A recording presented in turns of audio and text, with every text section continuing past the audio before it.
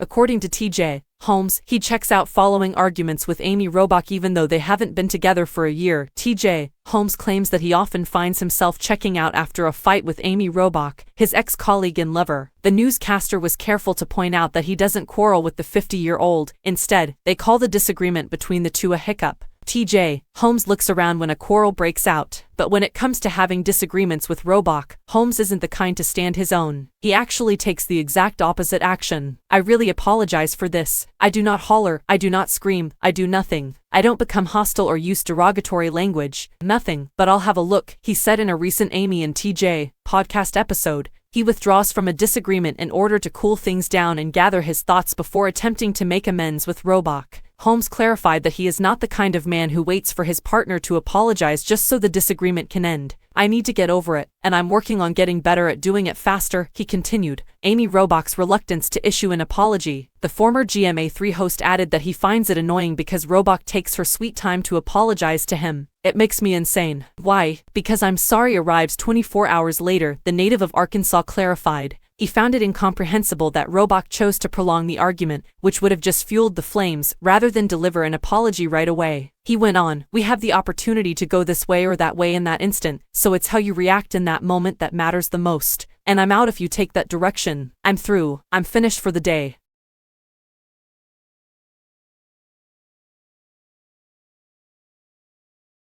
She is at a loss on how to fix the situation during those times. "I'd rather be scolded by him than be shut out for 2 days. Robach said, I don't know what to say, what to do, what he thinks." The two now host podcasts. Since launching their podcast earlier this month, Holmes and Robach have utilized it as a primary forum to discuss some of the most significant issues they have encountered in the last year. When word of their covert relationship surfaced in November 2022, many assumed that the former co-workers, who were still legally married, were having extramarital affairs with their partners. In 2010, Robach tied the knot with her lifelong lover, Andrew Shue. TJ married Marilee Fiebig, his now ex-wife, in the same year. But by October, the two had reached a divorce settlement, according to court records that Us Weekly was able to get. Fans have been guessing about what they initially thought was an affair on social media for months, but Robach and Holmes have emphasized that they were already separated at that point. "To be clear, we were exposed as being in a relationship, but that wasn't the case," according to Holmes. "Everyone else believed we were being exposed as adulterers, or as cheating on our husbands." Before they fell in love, he and Amy had already started the divorce process with their former partners. Many questioned why, in the wake of the incident that cost them their jobs as ABC News anchors, neither of them would clear their names. They did, however, imply throughout the episode that they were receiving advice from their lawyers and mediators, suggesting that they were unable to speak up until now.